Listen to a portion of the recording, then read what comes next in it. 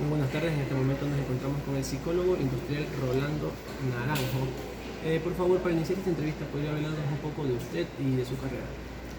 Mucho gusto, como mencionaba, soy Rolando Naranjo.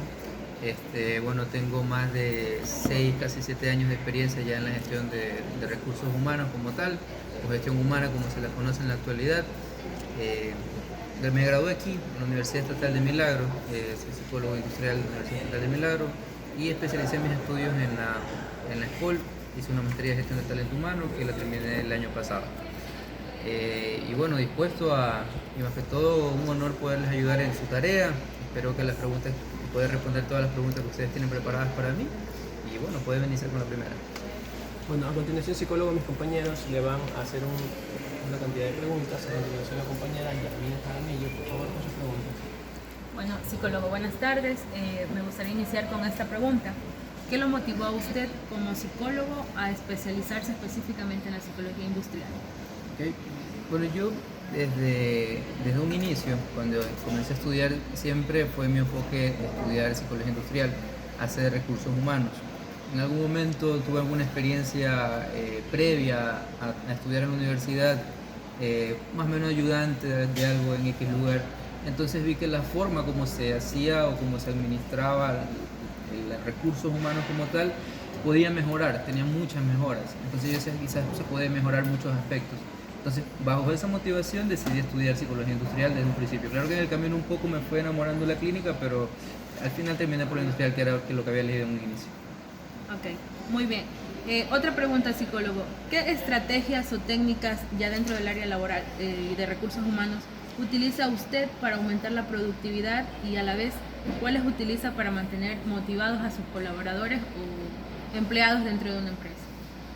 Claro, bueno, es un tema bastante amplio, bastante complejo, pero en sí lo que dictamina muchas veces a un colaborador a tener este compromiso es hacerlo sentir parte de, que él es parte de la organización donde está, hacer pequeñas actividades o eventos que le hagan sentir esto al colaborador, que él es parte de una organización y como tal es parte de su esfera de vida, porque él obviamente tiene su familia, tiene su trabajo, entonces es una de sus esferas importantes y que ocupa mucha parte de su tiempo.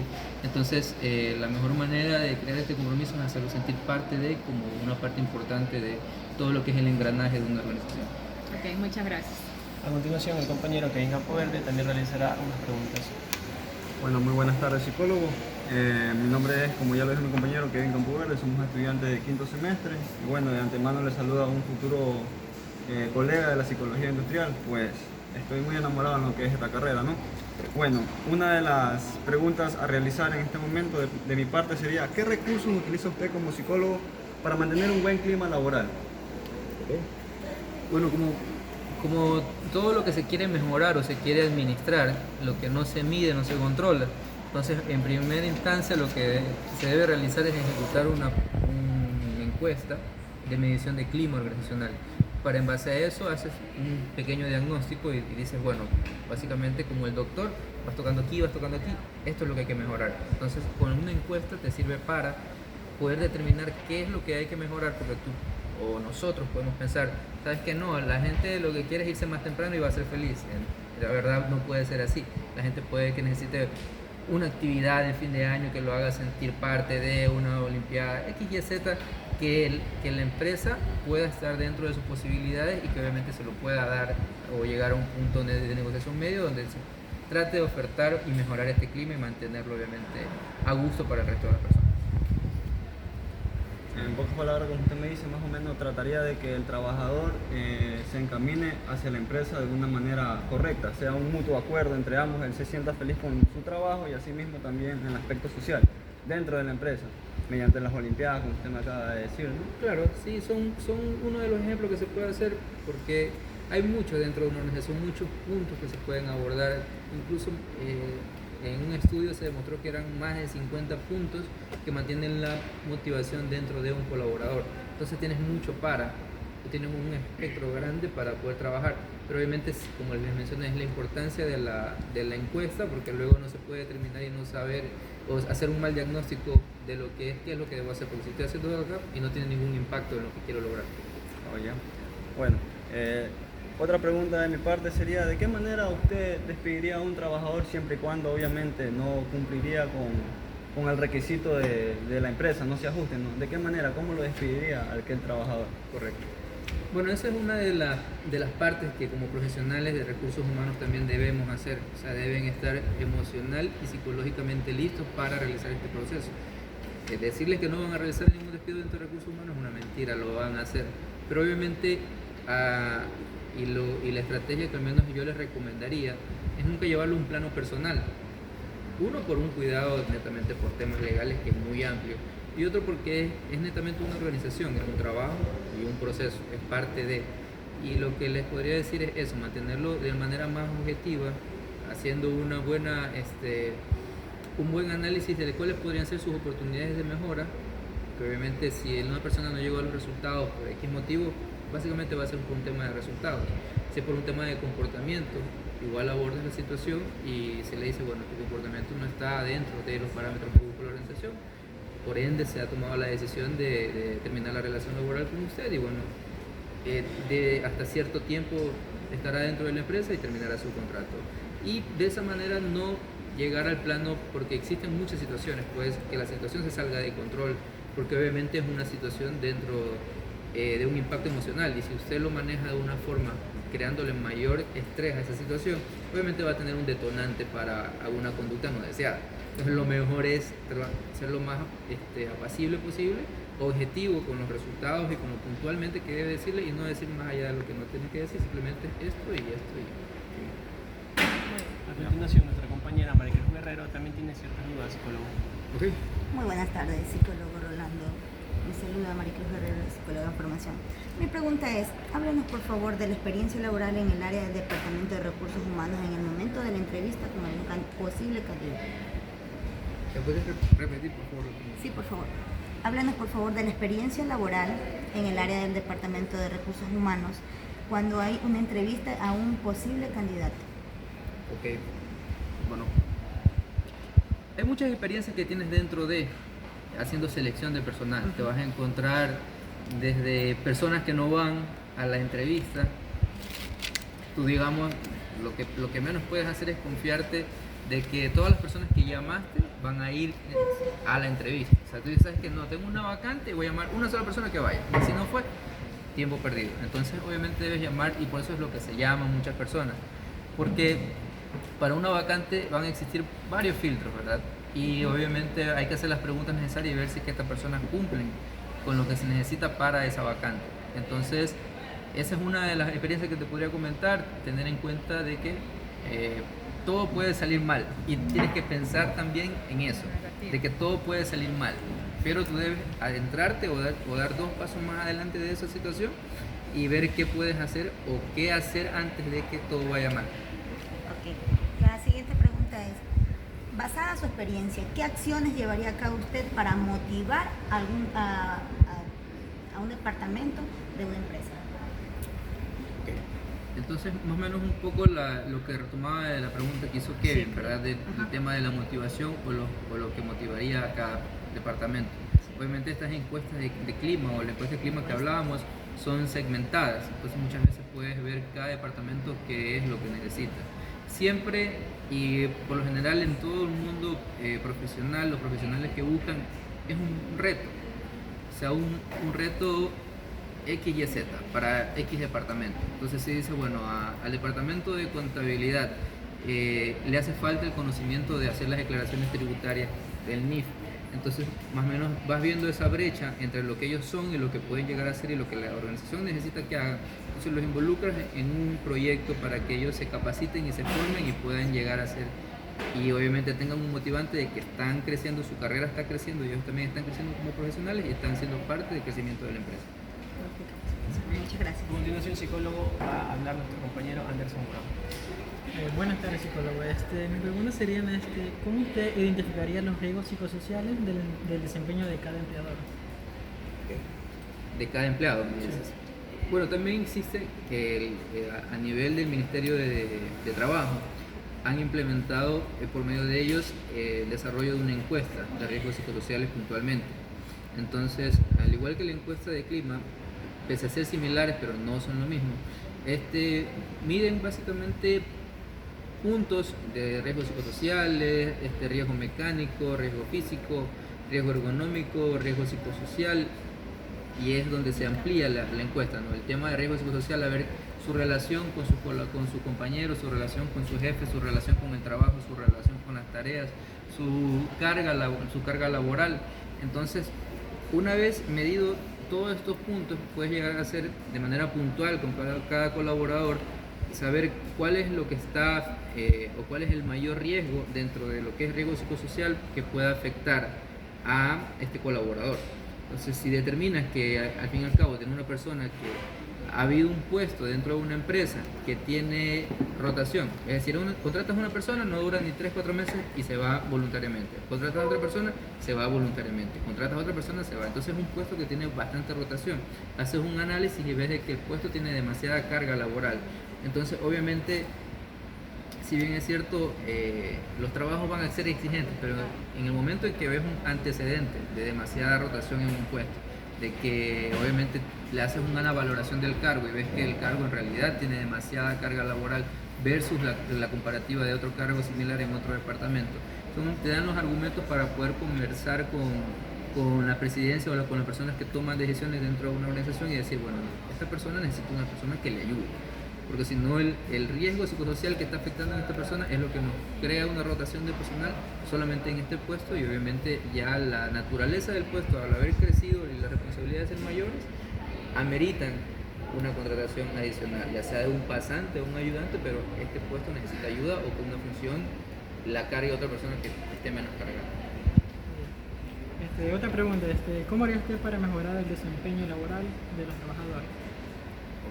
El desempeño, al igual que todo proyecto, hay una medición, ¿verdad? Hay una medición del desempeño. Estas mediciones se hacen por lo general desde que la persona ingresa a trabajar. Desde sus primeros 90 días dentro de una empresa, tienen una primera evaluación al día 45 y una evaluación al día 80 como máximo. Es lo que se recomienda. Entonces, de ahí vas viendo más o menos cómo es su rendimiento en base al logro de los resultados que le hayan puesto. Esto va seguido de una estrategia de indicadores de gestión, que es un proyecto obviamente bastante ambicioso dentro de las organizaciones, tener indicadores para poder ser bastante objetivos en base al cumplimiento de cada colaborador, porque alguien puede decir un jefe, bueno, esta persona no está cumpliendo o sí está cumpliendo, pero ¿cómo puedes determinar eso si es que no tienes un indicador? Entonces creas un indicador y dices, bueno, esta persona en este puesto debe hacer 10 reportes diarios de caja. Ese es un mínimo, y 10 cierres de caja. Y si no hace sus 10 cierres de caja, ¿qué pasa? No está siendo eficiente, porque ya se ha demostrado que su carga laboral de 10 cierres de caja es la adecuada. Y si no lo está cumpliendo, obviamente está por debajo de lo que se espera y es una evaluación baja de desempeño.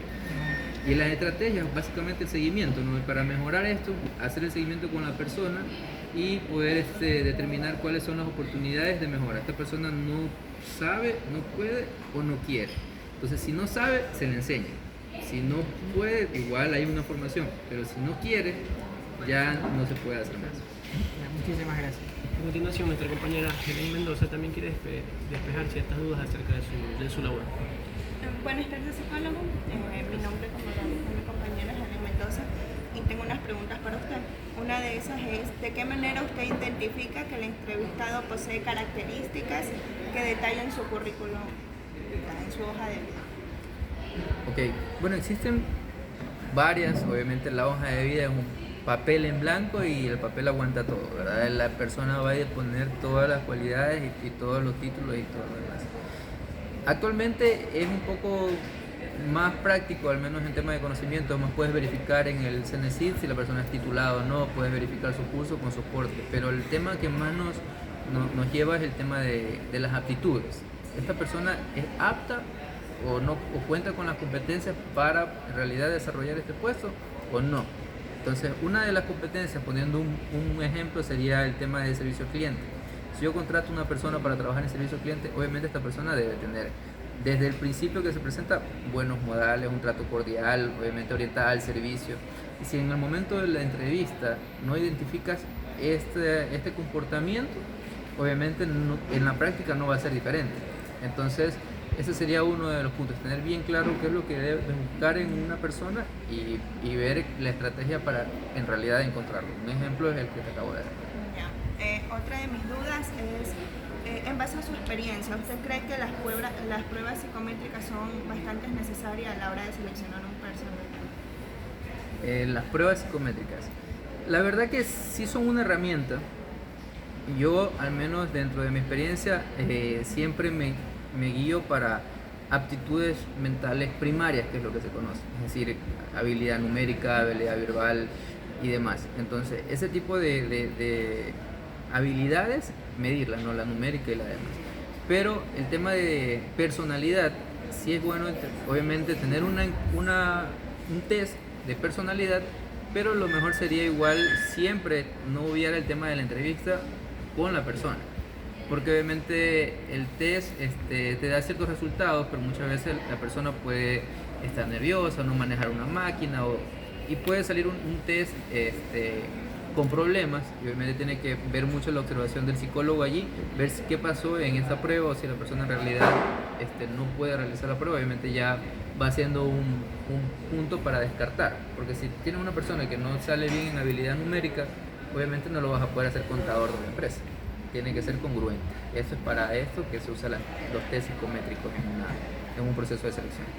Psicólogo, ya culminando la entrevista, mi compañera tiene una última pregunta. Bueno, psicólogo, hay un tema que me llama mucho la atención en cuanto a lo que nos han enseñado nuestra docente de cátedra, que el psicólogo industrial o laboral maneja el área de los anuncios también para poder receptar los currículos o las personas que van a participar dentro que van a formar parte dentro de la empresa. Entonces, ¿podría usted hablarnos un poquito acerca de esto, cómo se lo hace, cómo se lo gestiona, para poder saberlo también? Ok. Bueno, en la actualidad un anuncio de empleo, existen varias formas de llegar a él, depende mucho de de cuál va a ser la plataforma que vas a usar para publicitarlo. Puede ser una de las más conocidas, es Multitrabajo. Entonces en Multitrabajo no necesitas más o menos que un documento de Word y detallar puntualmente lo que necesitas. O si es algo más elaborado, lo vas a publicar en un medio de internet, entonces obviamente vas a utilizar una publicación con gráficos, con un poquito más de elaboración y obviamente publicarla. Y el contenido que debe tener un anuncio, obviamente siempre es siendo inclusivo al tema de personas, siendo inclusivo en cuanto a la persona como tal, su descripción, el tema muy personal, con características personales, eso es muy inclusivo. Pero el tema de conocimiento como tal, eso sí debe ser muy delimitado, porque si usted publica un anuncio, es decir, voy a contratar, y vuelvo al ejemplo del contador, voy a contratar un contador que va a ser jefe del departamento de contabilidad. Entonces, si yo no declaro que esta persona debe conocer NIF, entonces yo no lo pongo en mi anuncio. Entonces tengo algunas personas que se postulan a este anuncio que no conocen NIF, pero como usted no lo puso en su anuncio, obviamente va a ser más trabajo para usted, porque luego va a tener que hacer la pregunta a todos los candidatos: ¿usted conoce NIF? ¿Usted conoce NIF? ¿Usted conoce NIF? Entonces va a ser un trabajo repetitivo y cansado, y se lo hubiese evitado si hubiese puesto desde un principio este tema puntual, que es el tema de conocimiento. La habilidad puntual como tal, o grado académico como tal, ser bastante o delimitarlo bastante bien en base a su necesidad, porque muchas veces no puede ser que yo vaya a excluir a alguien de mi proceso de selección porque no es graduado universitario, pero si yo no necesito que sea graduado universitario, la persona estudia en las noches, yo le puedo dar trabajo. Entonces no puedo tiene que ser graduado. Entonces no encuentras la persona, entonces ahí va a ser una complicación para ti como reclutador, porque lo estás cerrando mucho al hecho de que ya no puedas encontrar la persona o la persona para cerrar ese proceso de selección. Ok, muy amable, muchas gracias. Bueno, esta ha sido la entrevista con el psicólogo industrial Rolando Naranjo. Estamos muy agradecidos con usted, psicólogo. Como última acotación, desearíamos que nos dé un mensaje para la comunidad universitaria, para nuestro curso y en sí para los futuros psicólogos industriales. Bueno, el mensaje que yo les puedo dar es que se preparen día a día. Este es el mundo, y como toda profesión, va cambiando y va evolucionando. Cada día va evolucionando más el tema de conocimiento, y más que todo la competitividad que debe tener cada persona. Entonces cada vez debemos ser más competentes, debemos prepararnos un poco más, porque cada vez se vienen cambios, en la gestión de recursos humanos. Probablemente ya entra más un poco la era digital, donde comienzan a manejar temas más fluidos, análisis de data de información y demás. Entonces debemos siempre estar preparados, siempre estar un poco viendo cuál es la tendencia del mundo o el mercado de recursos humanos para poder estar en la competencia. Muchas Muy gracias. bien, muchas gracias. Muchas gracias.